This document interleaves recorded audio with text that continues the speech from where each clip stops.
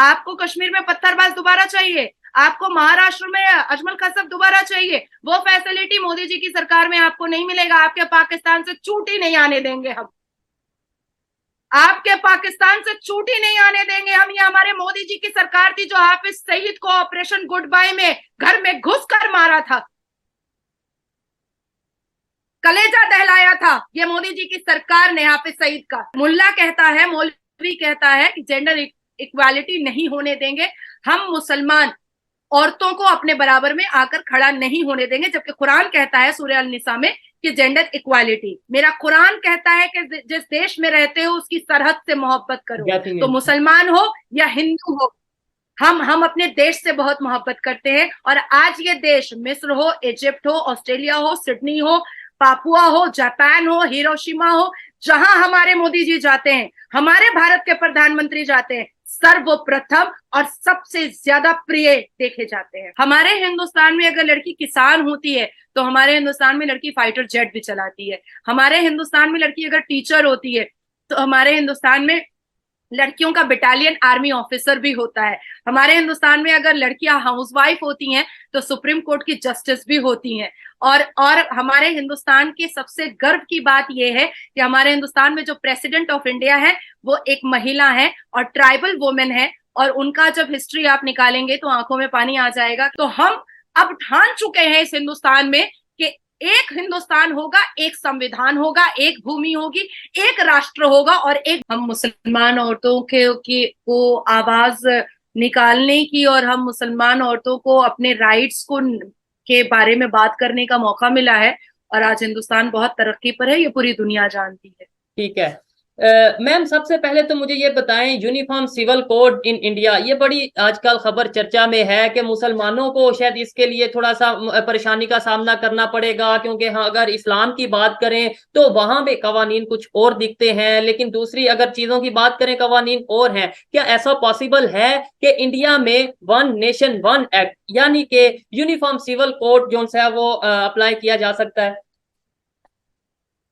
देखिए, 23 नवंबर 1948 में common civil code के बारे में पहले ही बात कर दिया गया था, ठीक है। और ऑलरेडी हमारे संविधान में 5 बार शैल वर्ड यूज किया गया है। हमारे आर्टिकल 44 ने पहले ही ये बात कह दी थी। तो कॉमन लॉ जो कॉमन सिविल कोड जो है ये पहले ही क्लियर कर दिया गया था। Uniform civil code is a proposal in India to formulate and implement personal laws. ये मैंने आपको अंग्रेजी में समझाया है। अब बात आती है कि यूनिफॉर्म सिविल कोड एक ऐसी चीज है जिससे किसी भी रिलीजन, कास्ट, क्रीड को डिस्क्रिमिनेट नहीं किया जाएगा, बल्कि एक भारत, एक संविधान की बात की जा रही है, एक कानून की बात की जा रही है। हिंदू अपने मंदिर में जाएंगे, मुसलमान अपने मस्जिद में जाएंगे, क्रिश्चियन अपने चर्च में जाएंगे, पंजाबी अपने गुरुद्वारा में जाएंगे। किसी भी कास्ट, क्रीड को किसी भी तरीके से कोई भी तकलीफ नहीं दी जाएगी। एक भारत, एक संविधान, एक राष्ट्र, एक संविधान, एक भूमि, एक संविधान, ये करने की कोशिश की जा रही है। अब यहाँ पर मैं आपको थोड़ा सा डिटेल्स में, विस्तार में बताऊंगी कि क्यों मुसलमान, हमारे हिंदुस्तान के कुछ मुसलमानों को तकलीफ हो रही है और उनके पेट में दर्द और उनको लूज मोशन क्यों स्टार्ट हो चुका है हमारे हिंदुस्तान के मुसलमानों को। क्योंकि उनको ऐसा एहसास होने लगा है कि यूनिफॉर्म सिविल कोड अगर आ जाता है तो जेंडर इनइक्वालिटी खत्म हो जाएगी। और जेंडर इनइक्वालिटी अगर खत्म हो जाती है तो हमारे मौलाना सैयद अरशद मदनी, जो देवबंद समाज के सबसे बड़े और मुसलमान समाज के ठेकेदार बनकर बैठे हुए हैं हमारे हिंदुस्तान में, उन्होंने अपने स्टेटमेंट में कहा है कि मुसलमान औरतों के बराबर हो जाएंगी। मौलाना शफीकुर रहमान बर्क, जो हमारे हिंदुस्तान में मुसलमान समाज के ठेकेदार बनकर बैठे हैं, दाढ़ी और टोपी में खुद की आइडेंटिफिकेशन छुपा करके, उनका कहना है कि औरतों की बराबरी मर्दों से कभी नहीं हो सकती है और यूनिफॉर्म सिविल कोड एक जरिया है औरतों को मर्दों के बराबर खड़ा करने का, ठीक है। उसके बाद फिर मौलाना तारिक जमील की बात करते हैं तो उनको भी यूनिफॉर्म सिविल कोड से बहुत बहुत नफरत है। अब मौलाना साजिद रशीदी की बात करते हैं, जो हमारे हिंदुस्तान में काफी फेमस मौलाना है, तो इन लोगों को यूनिफॉर्म सिविल कोड से बहुत नफरत है, क्योंकि इनके मजार में चादर का जो पैसा आता है दुकानदानी का जो पैसा आता है, फूल का जो पैसा आता है, डोनेशन का जो पैसा आता है, अगरबत्ती का जो पैसा आता है, इत्र का जो पैसा आता है, चंदा का जो पैसा आता है, फितरा का जो पैसा आता है, जकात का जो पैसा आता है, लैंड माफिया जो वक्फ बोर्ड पर चल रहा है, इन सारी चीजें, ये सारी धंधाबाजी इनकी बंद हो जाएगी, जिसकी वजह से इनके पेट में दर्द स्टार्ट हो गया है। अब मैं आती हूँ कुरान पर, क्योंकि लोग समझ नहीं पाएंगे कि अरे यूनिफॉर्म सिविल कोड ला रहे हैं क्योंकि मोदी जी ऐसे ही पाकिस्तान में हवा बना हुआ है कि मोदी जी हिंदू को ज्यादा सपोर्ट करते हैं और मुसलमानों को डिप्राइव करके रखे हुए हैं। वो भी मैं आपको एग्जांपल दे दूं। हलाला, सूरह अल बकर वर्सेस 2.230 में ये साफ लफ्जों में लिखा हुआ है, हलाला इज अ सिन।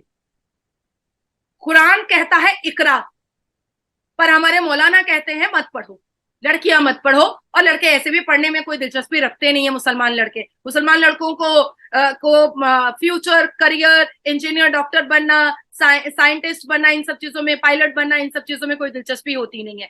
कुरान कहता है जेंडर इक्वालिटी के बारे में सूरह अन-निसा में, पर मुल्ला कहता है, मौलवी कहता है कि जेंडर इक्वालिटी नहीं होने देंगे, हम मुसलमान औरतों को अपने बराबर में आकर खड़ा नहीं होने देंगे, जबकि कुरान कहता है सूरह अल-निसा में कि जेंडर इक्वालिटी। अब आते हैं सूरह अल अहज़ाब में चैप्टर 33 वर्सेस 59 में, जिसमें जिलबाब वर्ड अरबिक में यूज किया गया है, जहां पर यह बताया गया है कि औरतों को लूज कपड़े मतलब लूज आउटफिट पहनने की जरूरत है।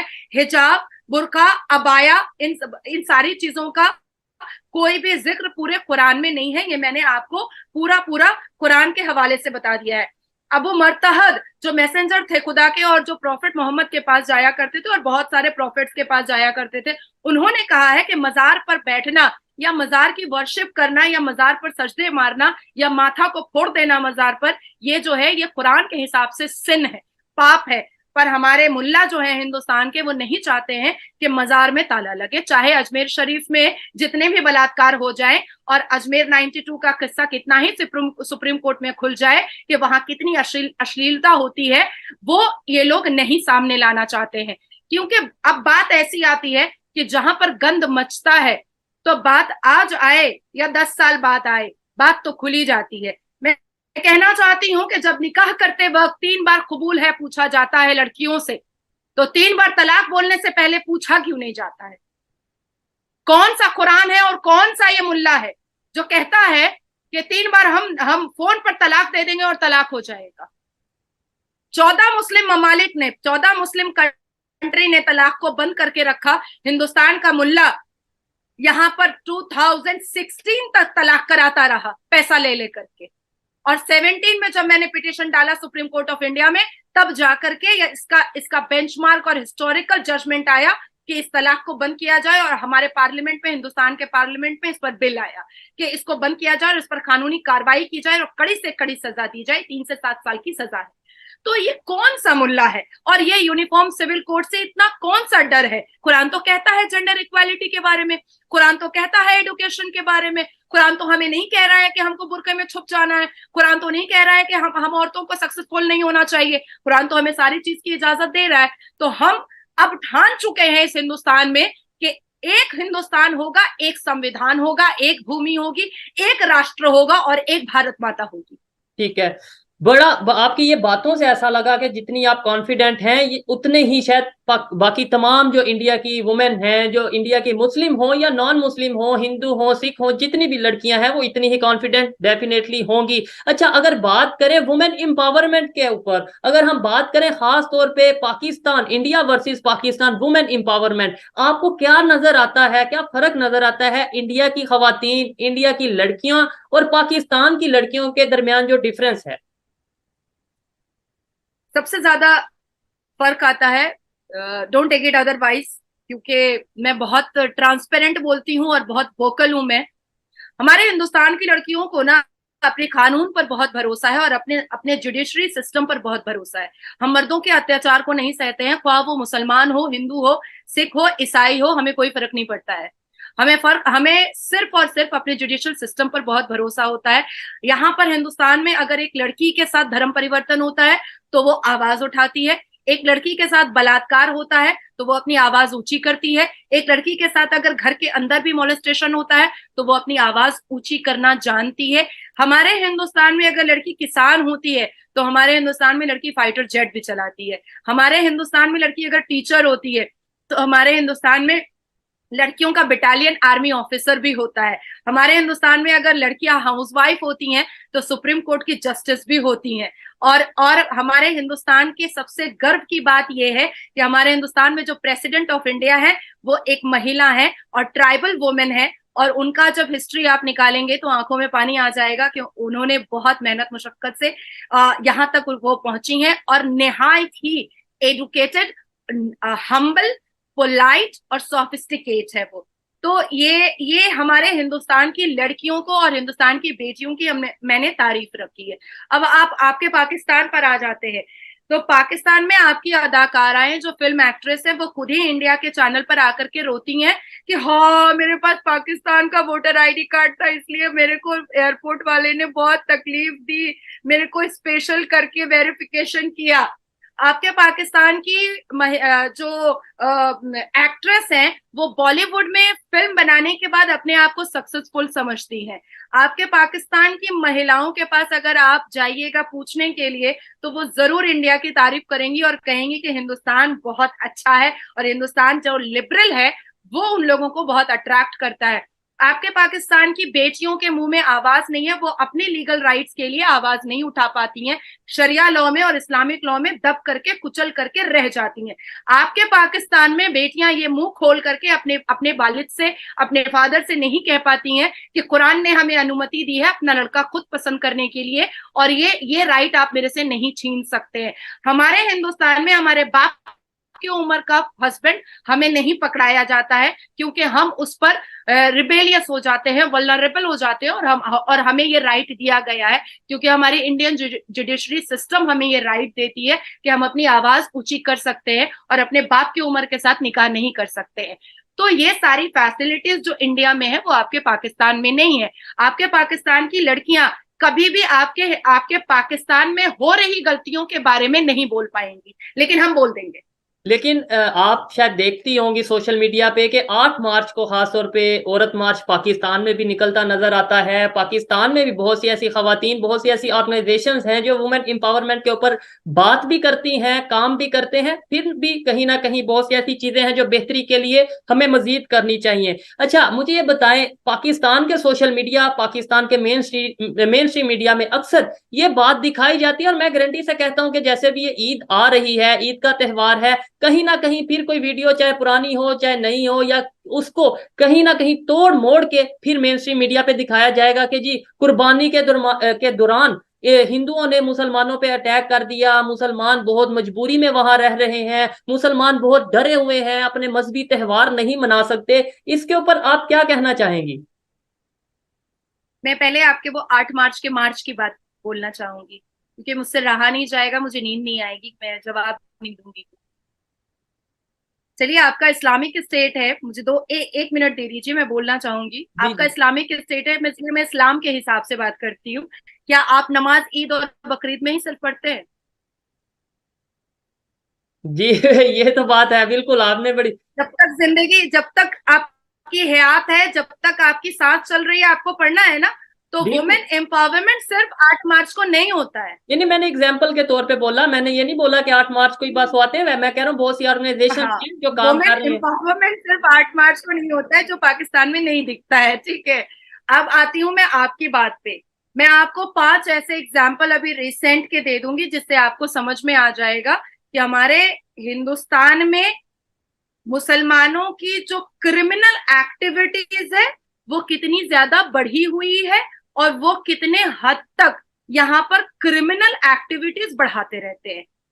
मार्च में पश्चिम बंगाल में, वेस्ट बंगाल हिंदुस्तान का एक स्टेट है वेस्ट बंगाल, जहां पर राम उत्सव मनाया जा रहा था और वहां पर राम भक्तों के ऊपर मस्जिद से ईटा पत्थर फेंका गया, राम भक्तों को मारा पीटा गया, राम भक्तों को पैरों से कुचला गया, जिस पर एनआईए नेशनल इन्वेस्टिगेटिंग एजेंसी काम कर रही है और 14 से ऊपर मुसलमान अक्यूज अरेस्ट हो चुके हैं। अब मैं दूसरी बात आपको बता देती हूँ। 15 दिन पहले हमारे मध्य यूपी उत्तर प्रदेश में मेरे ख्याल से 40 से 42 लोग जो हैं वो मंदिर में घुस करके फ्राइडे के दिन नमाज पढ़ने के लिए चले गए थे, जो अभी अरेस्ट हुए हैं, मंदिर के अंदर नमाज पढ़ने चले थे। अब मैं आपको तीसरा इंसिडेंट बता देती हूँ।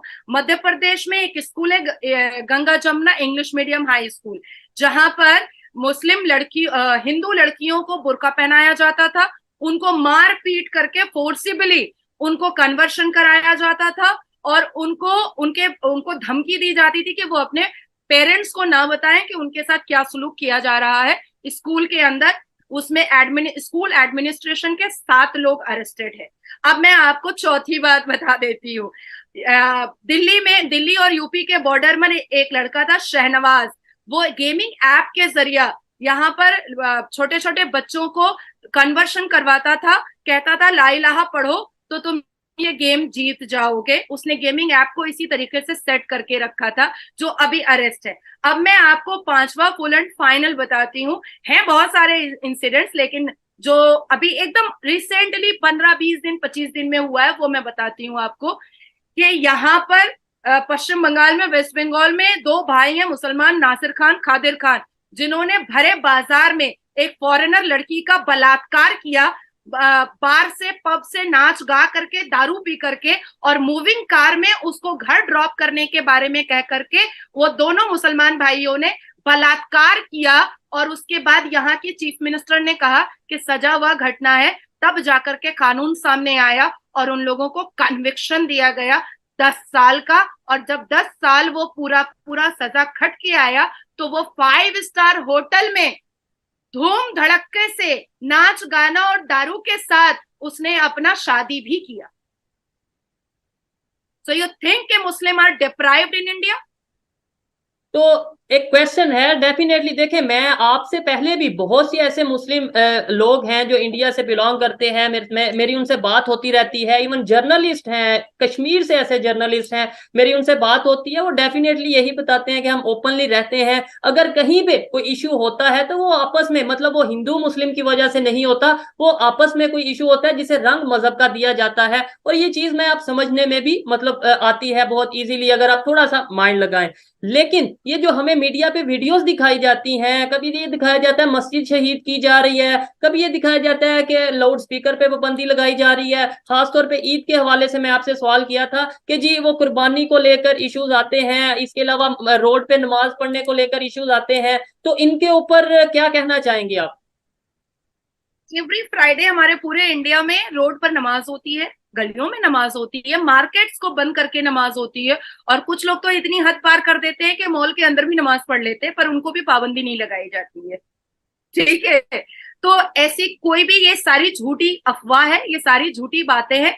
हाँ, लाउड स्पीकर पर तब रिस्ट्रिक्शन लगाए जाते हैं जब यहाँ पर बोर्ड के एग्जाम होते हैं, बच्चों के, जैसे इंजीनियरिंग का एग्जाम होता है, या आईएएस का एग्जाम होता है, आईपीएस के एग्जाम होते हैं, जुडिशरी के एग्जाम्स होते हैं। तो वो सारे एग्जाम जो कंटिन्यूड होते हैं, तो उस वक्त मंदिर, मस्जिद, गुरुद्वारा, हर एक को नोटिस जाता है कि किसी भी तरीके से बच्चों को कोई भी प्रॉब्लम उनके एडुकेशन के प्रिपरेशन में नहीं आना चाहिए। दूसरी एक चीज है कि हमारे आर्टिकल, जो हमारा जो कॉन्स्टिट्यूशन है, उसमें एक डेसिमल सेट किया हुआ है कि कोई भी जगह लाउड स्पीकर इससे ऊपर नहीं जा सकता है, क्योंकि हमारे यहाँ वॉइस पॉल्यूशन और वॉयलेंस को भी बहुत ज्यादा, वॉइस को भी बहुत ज्यादा कैलकुलेट करके यहाँ पर यूज किया जाता है। जैसे हमारे इंडिया में गाड़ी का हॉर्न ज्यादा नहीं बजा सकते आप, वो साउंड पॉल्यूशन को कंट्रोल किया जाता है। हम लोग बहुत सारी गाड़ियों में साउंड पॉल्यूशन का एक बोर्ड लगा करके चलते हैं। तो ये सारी चीजों की वजह से इसको प्रोपेगेंडा बनाया जाता है। अब आपने बकरीद की बात कही है, तो मैं आपको वहां की बात बताती हूँ जिसको प्रोपेगेंडा बनाया जाता है। क्योंकि उत्तर प्रदेश में योगी जी की सरकार है, इसलिए वो उस उत्तर प्रदेश को सबसे ज्यादा हिट किया जाता है। मैं वहां का, या तो आप मुझे परसों अगर लाइव कीजिएगा तो मैं आपको दिखा दूंगी वहां का एकदम कॉन्फ्रेंस में लेकर के बाकायदे टेंट बनाए जाते हैं। हम चाहेंगे कि ऐसा कुछ अगर पॉसिबल है, अगर कोई आपको इशू नहीं है तो हम चाहेंगे कि दिखा सके, क्योंकि अगर मेरे प्लेटफॉर्म के थ्रू 10 लोगों की सोच बदलती है, 20 लोगों की सोच बदलती है, तो ये मैं समझूंगा कि मैंने एक अच्छा काम किया है। जो एक नेगेटिव सेंस बना दी गई है, नेगेटिव माइंड पाकिस्तान में या ओवरऑल अगर कहीं पे भी बनाया गया है कि जुल्म होता है, जुल्म होता है, हमें इसे इस माइंड को, इस कंसेप्ट को खत्म करने की जरूरत है। अगर पॉसिबल हुआ जरूर करेंगे जी। डेफिनेटली, आई प्रॉमिस यू कि मैं आपको उत्तर प्रदेश के जो वहां पर मुसलमान हैं उनके साथ ही मैं कॉन्फ्रेंस में लेकर के आपसे बात करवाऊंगी, ठीक है? एक दिन के ठीक बाद, ठीक 29। ठीक। जी जी। हाँ, बकरीद को। जी तो हमारे उत्तर प्रदेश में यहाँ पर पूरे में टेंट, बड़े बड़े टेंट बनाए जाते हैं। स्टेट गवर्नमेंट की तरफ से उत्तर प्रदेश में गार्बेज के बॉक्स रखे जाते हैं, बड़े बड़े कंटेनर्स रखे जाते हैं, वाटर टैंक रखाया जाता है। और उसके बाद फिर जो वहां पर सफाई करने वाले मजदूर होते हैं वो भी कॉरपोरेशन की तरफ से दिए जाते हैं, ताकि किसी भी तरीके का कोई भी प्रॉब्लम जो ये फेस्टिवल मना रहे हैं उसको ना आ सके, और इमीडिएट रोड वगैरह या जो आंगन होता है या गलियारा होता है उसको इमीडिएट साफ कर दिया जाए। लेकिन वहां पर भी कुछ टेररिज्म माइंड के लोग आते हैं और उसके बाद फिर हिंदुओं के सेंटिमेंट को हर्ट करने के लिए कभी फेसबुक लाइव कर देते हैं ज़बा के वक्त में, तो कभी खून का जो होता है ज़बा के वक्त में उसको लाइव करके दिखाते हैं। तो ये सारी जो चीजें होती हैं, तब वैसे सिचुएशन पर भी योगी जी की सरकार जो है खामोशी से उन बच्चों को अरेस्ट किया जाता है और उन पर कानूनी कार्रवाई जो हमारे आईपीसी और सीआरपीसी में है उस हिसाब से रिलीजियस सेंटिमेंट को हर्ट करने का जो सेक्शंस है उस हिसाब से उन पर कार्रवाई होती है। अदरवाइज इस पूरे इंडिया में ईद और बकरीद, जामा मस्जिद देख लीजिए, बड़ी मस्जिद देख लीजिए, आप मीनारा मस्जिद देख लीजिए, मतलब जिस स्टेट के भी मस्जिद के बारे में आप बोलिएगा मैं उस स्टेट की मस्जिद को लाइव आपको दिखा सकती हूँ। बहुत खूबसूरत। इवन फ्राइडे के दिन अगर आप मुझे वीडियो कॉल कीजिएगा तो मैं गाड़ी से चलते चलते कोर्ट से आते वक्त मैं आपको दिखा दूंगी या कोर्ट जाते वक्त मैं आपको दिखा दूंगी कि सड़कों पर नमाज हो रही है, रोड पर नमाज हो रही है और बजाब्ते पुलिस बैरिकेड दे करके पुलिस पोस्टिंग के साथ नमाज पढ़ाई जाती है, इतनी रिस्पेक्ट दी जाती है।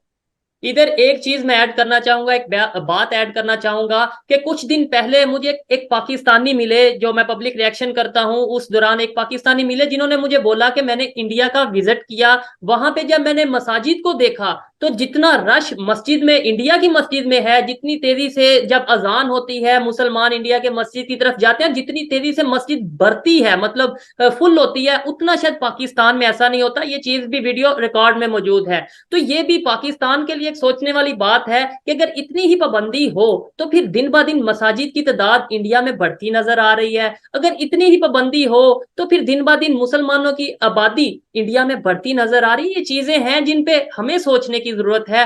अच्छा मैम, मुझे आप ये बताएं कि अगर इंडिया पाकिस्तान के रिलेशंस की बात करें, आप क्या समझती हैं as a politician, as a social activist, आप यूथ भी हैं, पाकिस्तान के यूथ के साथ आपकी डिस्कशन रहती है, सोशल मीडिया पे भी आप देखते होंगे, क्या आपको लगता है हमारा माइंड और आपके माइंड में फर्क क्या है? और ये जो फर्क है क्या ये खत्म हो सकता है, रिलेशन बेहतर हो सकते हैं, या हम ऐसे ही, मतलब ये जो हमारी एफर्ट है किसी काम नहीं आने वाली? लेकिन समझाया उनको जाता है जो समझ सके, और जिन्ना से लेकर के जरदारी तक सिर्फ और सिर्फ घमंड और तकब्बुर, सिर्फ और सिर्फ हाफिज सईद, सिर्फ और सिर्फ अजमल खसब, सिर्फ और सिर्फ उसामा बिन लादेन, अब और नहीं। ठीक है, आप दूर हम दूर। अच्छा, मतलब आप क्या कहना चाहेंगे कि रिलेशन बेहतर चाहते ही नहीं आप, मतलब रिलेशन चाहते ही नहीं, बेहतर और खराब तो दूर की बात। बात ही नहीं उठ रही है बेहतर अच्छा बुरा खराब। आप बहुत खुश हैं, डजंट मैटर फॉर अस। आप बहुत दुखी में हैं, डजंट मैटर फॉर अस। आपने दुनिया जीत ली है, डजंट मैटर फॉर अस। आप कुछ नहीं जीत पाए हैं, डजंट मैटर फॉर अस। आपके यहाँ एक महीना पहले भिंडी बैगन चोरी हो रहा था, हमें कोई फर्क नहीं पड़ा। आपके यहाँ फॉर्मर प्राइम मिनिस्टर को, जो एक्चुअली कैरेक्टर वाइज ठरकी है, आपके फॉर्मर प्राइम मिनिस्टर को कुत्तों की तरह घसीट करके आपकी आर्मी लेकर जा रही थी, हमारे न्यूज वाले को कोई मतलब नहीं था, कोई फर्क नहीं पड़ा था। आपके यहाँ आर्मी को यूज किया जाता है। आपके यहाँ की जो खवातीन जो मिनिस्टर्स हैं, शाजिया मर्री, वो हमारे फादर ऑफ नेशन बापूजी को गालियां देती हैं, वो हमारे मोदी जी के को डिफेम करती हैं। क्यों करती हैं भाई, मुझे समझ नहीं आता है। हालिया में आपके यहाँ से बिल्लो रानी आई थी गोवा, उन्होंने भी जाकर के जहर ही उगल दिया। अरे मुसलमान बहुत डिप्राइव है, क्या चाहिए भैया आपको? आपको कश्मीर में पत्थरबाज दोबारा चाहिए? आपको महाराष्ट्र में अजमल कसब दोबारा चाहिए, वो फैसिलिटी मोदी जी की सरकार में आपको नहीं मिलेगा। आपके पाकिस्तान से चूटी नहीं आने देंगे हम, आपके पाकिस्तान से चूटी नहीं आने देंगे हम। ये हमारे मोदी जी की सरकार थी जो हाफिज सईद को ऑपरेशन गुड बाय में घर में घुस कर मारा था, कलेजा दहलाया था ये मोदी जी की सरकार ने हाफिज सईद का। देखें तो हम ओपनली हमें अब कुछ बिल्कुल ये चीज एक्सेप्ट करने की जरूरत है कि जहां पे जो शिकायत है, चाहे इंडिया को पाकिस्तान से है, पाकिस्तान को अगर इंडिया से है, वो शिकायत जब तक दूर नहीं होगी, चाहे वो टेररिज्म की है, चाहे जो भी है, वो शिकायत दूर नहीं होगी, रिलेशन बेहतर नहीं हो सकते। लेकिन हमें फिर भी, मैं आपकी अपनी ओपिनियन है, मैं आपकी ओपिनियन की रिस्पेक्ट करता हूं, आप अपनी ओपिनियन देने का हक रखती हैं, राइट रखती हैं, लेकिन मेरी ओपिनियन ये है कि हमें अपनी गलतियों को, एज ए पाकिस्तानी मुझे अपनी गलतियों को मानना है। जहां पे भी कोई मिस्टेक करता है, चाहे पाकिस्तान में है या बॉर्डर के दूसरी तरफ है, हमें वो मानना है, रिलेशन बेहतर करने हैं। हम अगर ये देखेंगे कि अब हमें रिलेशन करना ही नहीं, तो शायद ये कुछ बेहतर नहीं होगा। गलतियों को दूर करके रिलेशन बेहतर करने के मैं हक में हूं। तो आप क्या कहने वाली थी? जी। मैं कहने वाली थी कि बात ये नहीं है कि रिलेशन अच्छा या रिलेशन बुरा, या हम ऐसा क्यों नहीं सोच रहे हैं। बात ऐसी है कि हम अपने राष्ट्र से और हमारे भारत की तमाम जनता से हमारे मोदी जी बहुत मोहब्बत करते हैं। और जो हमने अजमल कसब का देखा, जो हमने बहुत कुछ देख लिया, मासूमों की जान जाते हुए देख ली, ये सिचुएशन जिंदगी में कभी दोबारा ना आए। और इतिहास बनाया है 9 साल में मोदी जी ने, ये सिचुएशन अब नहीं आ सकता, नहीं आ सकता। लास्ट हम अपने में आर्मी से बहुत मोहब्बत